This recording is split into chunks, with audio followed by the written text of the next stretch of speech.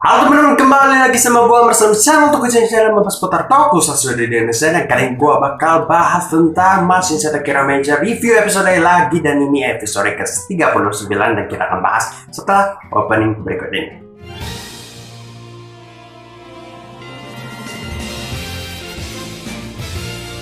Oke, ini kita akan mereview kembali episode dari Mashin Setakira Major episode ke-39. Dan ya ini adalah review lagi sebelumnya, karena episode sebelumnya 38 gak ada reviewnya di channel ini.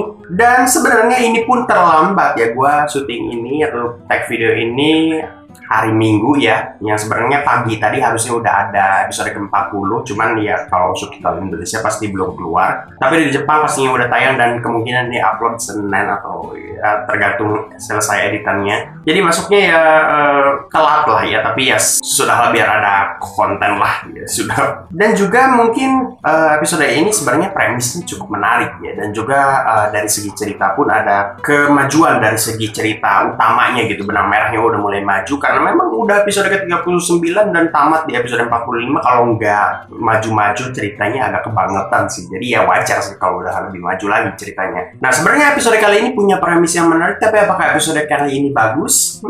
Tidak juga, tapi premisnya sebenarnya cukup menarik. Itu tentang karakter yang dianggap mungkin kurang penting, tapi sebenarnya konsepnya itu di episode kali ini ingin terlihat kalau setiap karakter itu penting gitu. Tapi mungkin premisnya bagus kayak gitu, cuman eksekusinya menurut gua masih kurang lah ya. Dan di episode kali ini juga muncul salah satu kepribadian dari si Emperor Yodon, dan kita akan bahas saja dari scene awal dari episode kali ini. Oke, cerita dimulai di markas para penjahat utama kita, yaitu Dark Emperor Yodonheim. Di situ juga terlihat si Karantula lagi megang batu Kanema Stone ya, yang juga memang di episode sebelumnya yang gak gua review itu batu tersebut diambil sama si Garza, yang dimana mereka saat bertarung dengan si Katakamichi gitu-gitulah. Pokoknya episode kemarin juga kurang menarik ya. Intinya sih si Dark Emperor Yodonheim ini dapat salah satu batu Kanema Stone, dan juga setelah itu ketika si Karantula lagi ngebacot gitulah ya, tiba-tiba diselah sama si Garza, dan ternyata si pemimpinnya si Emperor Yodon ini lagi memberikan perintah gitu melalui biasa device-nya si Yodona, yaitu untuk memusnahkan semua para anggota Kira Major, yang cukup membuat orang-orang di situ cukup kaget ya. Dan ternyata bukan memerintah para jenderal yang ada di situ, dan termasuk si Yodona yang ternyata juga adalah salah satu kepribadian dari si Emperor Yodon. Jadi si Emperor Yodon meminta Garza untuk membawa salah satu kepribadiannya untuk menuju ke si Kira Major, yang ternyata dia si Emperor Yodon ini mempunyai beberapa kepribadian sepertinya ya, yang gua tangkap ini. Salah satunya Yodona, dan salah satunya juga yang muncul di sebagai monster di episode kali ini, yaitu Sadon. Sadon ini salah satu monster atau kepribadian dari si Emperor Yodon, yang dimana ketika si Emperor Yodon muncul itu ya dari si Yodona, dia punya semacam topeng di kanan kirinya, dan salah satu topengnya itu merubah dia jadi si Sadon, yang dimana kalau dia jadi si Sadon, si Yodona hilang. Itulah konsepnya. Dan gua nggak ngerti kenapa si Yodona masih ngobrol ke si Emperor Yodon seakan-akan itu orang yang berbeda. Gue masih nggak ngerti konsepnya. Cuman kayaknya sih si Yodona, kalau si Emperor Yodon masuk ke jiwa atau kepribadian yang lain, mungkin mereka jadi tubuh yang berbeda, mungkin pemikiran yang berbeda ya, kayak gitulah mungkin konsepnya. Nggak mengerti juga. Yang jelas di sini dibuat seakan-akan kepribadiannya itu orang yang berbeda gitu dengan si Emperor Yodon. Nah si Sadon ini salah satu penembak jitu, yang dimana si Karantula juga ngomong kalau dia emang penembak jitu dan jarang ditemukan atau jarang ketemu sama orang tersebut. Dan si Karantula pun baru tahu ternyata Sadon termasuk salah satu kepribadian si Emperor Yodon. Nah, scene selanjutnya berlatar di tempat toko perhiasan gitulah. Di situ ada si Takamichi, Tametomo sama si Mabusina sedang memilih perhiasan gitu, dan sepertinya si Takamichi sedang menyiapkan hadiah untuk si Mabusina. Untuk upacara atau apa sebutnya, kayak si Kishinjise, mereka nyebutnya Kishinjinse. Nah itu adalah kayak upacara pendewasaan mungkin untuk orang-orang yang di planet Kristalia. Dan ya si Takamichi lagi menyiapkan hadiah untuk si Prince Mabusina, yaitu adik angkatnya ya, yang dimana gua agak bingung kenapa dia nyiapin hadiah di depan orangnya gitu ya. Apakah mereka nggak kepikiran buat bikin surprise atau gimana? Tapi ya intinya sih gitulah, mungkin biar si Mabusina dapat apa yang dia inginkan lah ya, kita anggap saja begitu. Di sini juga sebenarnya ada scene komedi tapi ya nggak dapat seperti biasa. Super Sentai jarang-jarang dapat scene komedinya ya. Apalagi Kira Major cukup komedinya cukup. Mau ketawa susah gitu ya. Nah di toko perhiasan itu juga si Takamichi sempat ngegoda si adiknya itu ya, kayak nyebut adiknya masih kecil atau gimana gitu-gitulah, yang membuat si Mabusina kayak marah-marah dikit gitu, yang membuat marahnya itu berubah jadi cahaya dari si Prince Mabusina ini menjadi keluar gitu, jadi apa ya sebutnya, mencang gitu keluar kemana-mana, dan juga membuat perhiasan yang di sekitarnya itu menjadi lebih berkilau, lebih berkira-kira gitulah. Mungkin ini salah satu kekuatan dari orang-orang dari planet Kristalia mungkin, atau cuman si Mabusina aja yang kayak gitu, nggak tahu juga. Nah, scene selanjutnya adalah ketika Takamichi sama Tametomo dan Mabusina keluar dari toko perhiasannya, dan ia sedang dibidik oleh monster si Shadon tadi, yang dimana dia merupakan salah satu kepribadiannya si Emperor Ryodon, dan dia sedang dibidik, dan si Shadon mencoba untuk menembak dan nggak kena, dan juga di situ si Gares yang ngomong kayak ngeremehin gitu, ini gitu kekuatan penembak jitu paling terkenal gitu, masa nggak dapat mulu. Dan ternyata si Shadon itu sebenarnya sengaja untuk membuat pelurunya meleset gitu, dia mencoba untuk mengarahkan pelurunya pada si Mabusina gitu, sehingga para Kira Major menganggap bahwa incarannya itu adalah si Princess Mabusina. Intinya gitulah. Dan itu memang rencana dari si Shadon gitu, untuk membuat seakan-akan si Mabusina yang diincar, dan ketika si Mabusina yang diincar kan para Kira Major tentunya pada ngumpul tuh mau ngelindungi si Mabusina, yang membuat akhirnya si Shadon itu lebih mudah gitu untuk menembak si para Kira Major ini gitu, karena kan memang titah dari dirinya sendiri sebenarnya si Emperor Ryodon ini gitu, untuk membunuh semua anggota dari Kira Major. Dan tentunya membuahkan hasil ternyata, karena ketika si Shadon ini mencoba untuk membidik si Prince Mabusina, tentunya para anggota Kira Major yang lain, termasuk dalam hal ini adalah si Takamichi melindungi si Mabusina gitu, karena dia nyangkanya memang si Shadon ini mengincarnya si Mabusina gitu. Akhirnya dia melindungi, dan yang terkena tembakan adalah si Takamichi, yang membuat dia dirubah kayak semacam bentuk bola gitu. Yang dimana gua mikir nih, dia mau ngebunuh orang nih, mau membunuh Kira Major, kenapa nggak pakai peluru aja langsung, peluru bener-bener nembak nyampe ngebunuh gitu, langsung berdarah gitu, kenapa nggak gitu? Yang tentunya mungkin agak dark ya untuk anak-anak, karena kan ditujukan untuk anak-anak, tapi kan ngapain dibikin jadi bola gitu, yang dimana akhirnya ya di akhir tentunya pada balik lagi gitu. Tapi ya tentunya si Takamichi intinya sih kena ya tembakannya, tapi nggak membuat dia mati, tapi membuat dia berubah jadi bentuk bola hitam gitu. Dan sesuai dugaan si Shadon, para anggota Kira Major yang lain juga muncul dan juga mencoba untuk melindungi si Mabusina, termasuk si Tametomo yang sudah ada bersama Mabusina saat itu juga ikut memperlihatkan kelihayannya dalam menggunakan senapan tembakan gitu, yang dimana dia juga sempat mengenai tembakan milik si Shadon gitu. Nah, karena mereka sedang diburu terus oleh si Shadon, mereka masuk ke sebuah gedung yang mungkin kosong, nggak ada pemiliknya atau nggak ada orang-orangnya, dan masuk ke situ, dan si Mabusina mencoba menjelaskan kalau dia adalah penembak jitu. Kayaknya si Mabusina juga kenal sama si penembak jitu tersebut, dan menjelaskan kalau bolanya itu kemungkinan bisa jadi lagi gitu, maksudnya si Takamichi bisa kembali lagi kalau kita bisa berhasil mengalahkannya.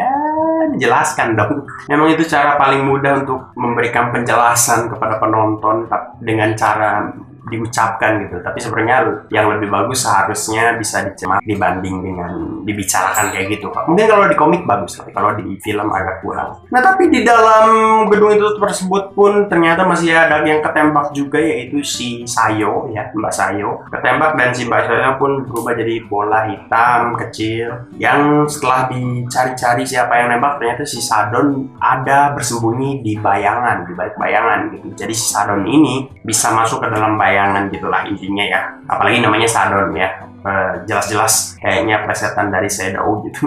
Dan dia bisa bersembunyi dalam bayangan, masuk ke dalam bayangan, makanya para Kira Major pergi lagi keluar untuk mencari daerah-daerah yang terang gitu, alias yang terkena cahaya matahari, sehingga nggak ada bayangan gitu, biar nggak gelap gitu tempatnya, biar nggak kebanyakan bayangan gitu. Walaupun ada bayangan ya, misalnya ini mirip-mirip konsep kekuatannya, mirip-mirip si Kamaru Nara mungkin dari Naruto ya, konsepnya mirip-mirip gitulah tentang bayangan-bayangan. Tapi upaya untuk pergi dari bayangan itu akhirnya sirna karena si Garza bawa mecha andalannya si Dinosaurus itu untuk menghalangi matahari, jadi bayangannya gede gitu karena ketutup sama mecha si Garza itu gitu. Dan dia karena ada bayangan tersebut, si Shadon mulai melancarkan aksinya lagi. Sempat beberapa kali ditolak oleh si guru dengan pedangnya, pelurunya itu, tapi tetap terkena si guru yang membuat si guru jadi bola hitam bulat kecil itu. Nah akhirnya si Juru pakai mekanya itu untuk melawan si Garza, sedangkan berarti tinggal sisa dua, yaitu si Sena dan juga si Tametomo yang menjaga si Mabusina. Dan karena si guru itu berubah jadi bola kecil itu, si Mabusina merasa bersalah gitu. Dan ini termasuk yang gua kurang suka gitu. Gua tuh entah kenapa kurang suka sesuatu yang terlalu lebay gitu. Dan Mabusina itu termasuk karakter yang lebay di Kira Major ini sebenarnya. Dari episode awal-awal sampai sekarang pun kayaknya kesannya lebay mulu. Entah emang dibuat karakternya seperti itu atau salah di ngedirectnya atau gimana, tapi intinya sih gua kurang suka gitu ya. Apalagi dialog-dialog yang menyalahkan diri sendiri itu, kayak ya ini salahku, akhirnya si guru jadi ya bla bla bla bla bla ya.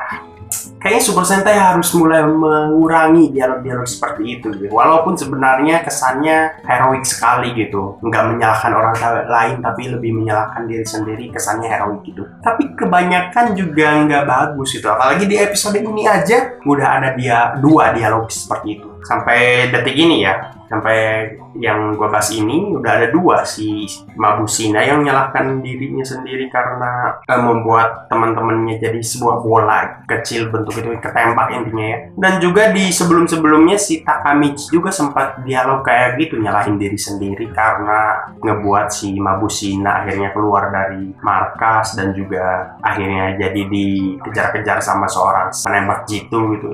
Dari satu episode saja dialog menyalahkan diri sendiri ini udah banyak dipakai gitu, dan memang harus dikurangi lah, cukuplah kurangi sesuatu yang menyalahkan diri sendiri itu, walaupun kesannya heroik tapi lebay kesannya gitu. Kalau gua sebagai penontonnya rasanya lebay gitu loh, dan ya nggak aja gitu, nggak tahu, kesannya geli aja gitu nontonnya. Jadi makanya di awal gua bilang ini premisnya menarik sebenarnya, yaitu membuat suatu karakter yang kesannya ya kayak nggak berguna gitu, which is ya si Mabusina ini yang sebenarnya cukup useless ya, nggak terlalu berguna gitu di seluruh seri ini karakternya, dan mencoba untuk dibuat berguna sebenarnya di endingnya nanti. Tapi tetap eksekusinya menurut gua ini bukan yang terbaik yang bisa mereka sajikan sebenarnya. Masih banyak yang harusnya bisa dikembangkan lagi sih kalau menurut gua ya. Nah ketika si para Kira Major itu dan juga si Mabusina lagi nyari-nyari si Shadon ini sembunyi di mana, dan ternyata si Shadon muncul dari bayangan si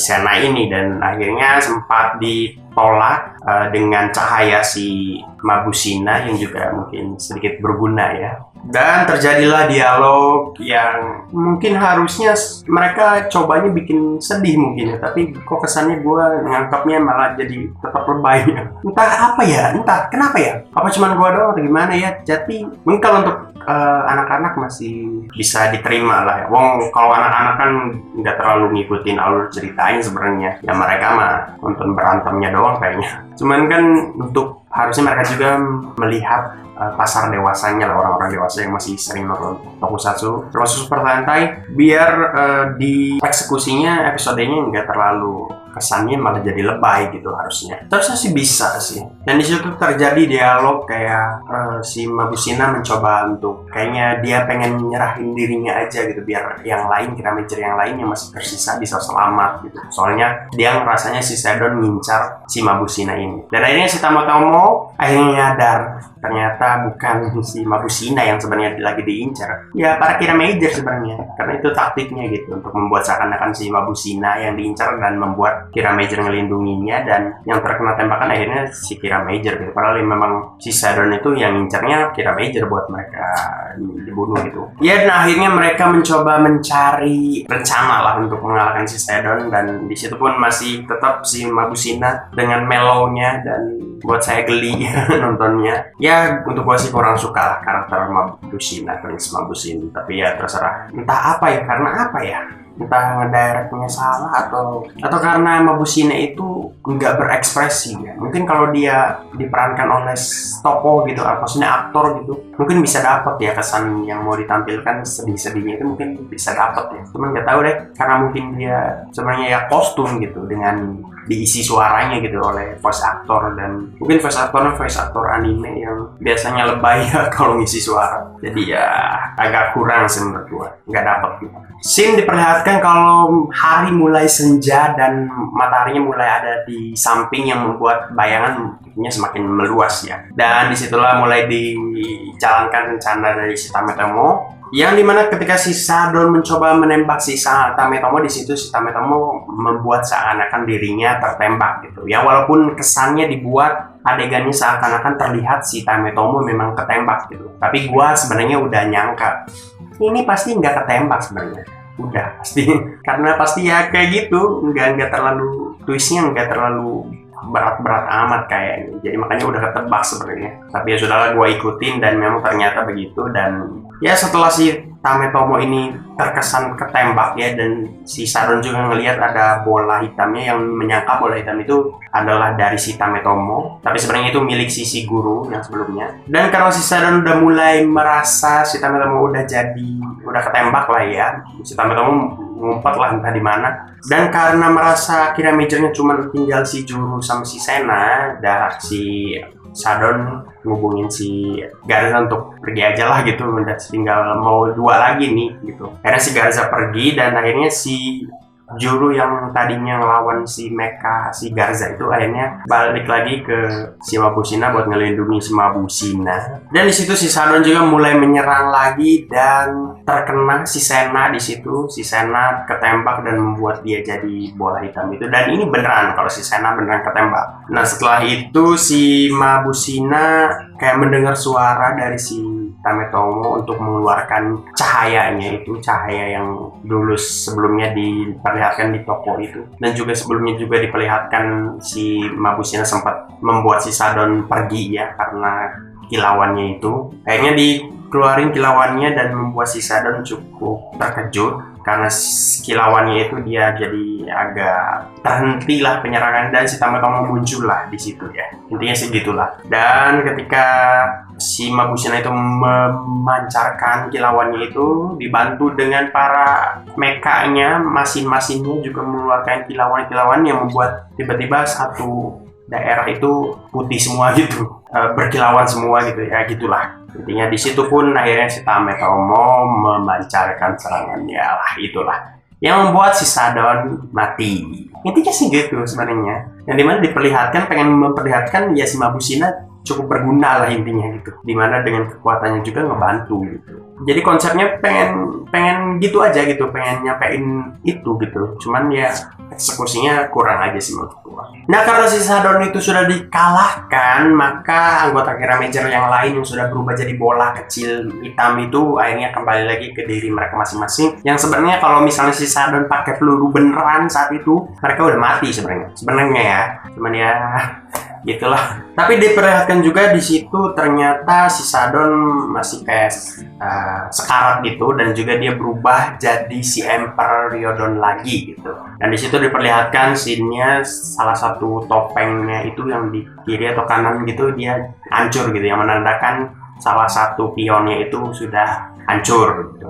Karena kalau dilihat ada 2, mungkin salah satunya si Yordona mungkin ya. Jadi mungkin nggak ada lagi sih. Jadi kita mungkin akan menunggu pertempuran hebat macam apa yang akan diperlihatkan dengan si Emperor Yordon itu, dan gue berharap bisa bagus lah ya.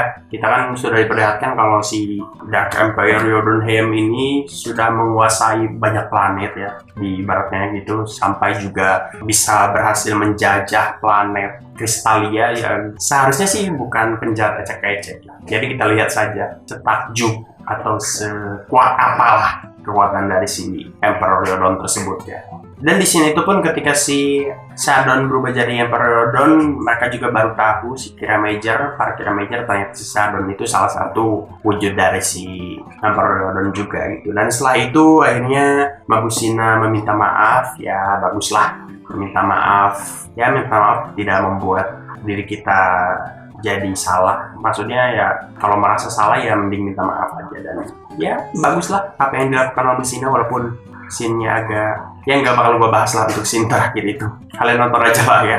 Yang intinya sih episode ini yang tadinya ingin merubah kesan penontonnya terhadap karakter Mabusina malah membuat gue semakin yakin Mabusina terlalu baik sebenarnya karakternya. Nah, karena pengisi suaranya kesannya gitu atau gimana nggak ngerti deh. Pokoknya gue kurang suka aja ya. Entah kalian punya pendapat yang berbeda ya terserah gitu. Kalian bisa komen saja di kolom komentar di bawah. Kita diskusi di kolom komentar di bawah. Oke, jadi mungkin itu saja untuk video kali ini, untuk review episode kali ini ya. Jadi intinya sih episode kali ini konsepnya sebenarnya premisnya menarik gitu, cuman menurut gua eksekusinya kurang aja gitu. Penulisannya sebenarnya masih bisa dikembangkan lah. Jangan ngambil dialog-dialog kodian lah, cari-cari yang baru gitu lah. Jadi semoga episode selanjutnya bisa lebih bagus. Kita tinggal 6 episode lagi lah sampai ke episode ke-45, dan kita semoga bisa bertemu lagi di review episode selanjutnya. Jadi terima kasih kalau untuk kalian yang udah nonton video ini sampai selesai. Komen di kolom komentar di bawah tentang pendapat kalian tentang video ini atau tentang episode kali ini. Mungkin ada pemaparan gue yang menurut kalian salah, atau mungkin menurut kalian berbeda pendapatnya dengan gue. Silahkan komen saja di kolom komentar di bawah. Saya juga kan teman-teman kalian penyuka Tokusatsu terutama Super Sentai, dan juga subscribe channel ini. Follow juga Instagram gue di amar_salimas. Kita berjumpa lagi di video-video berikutnya. Bye bye.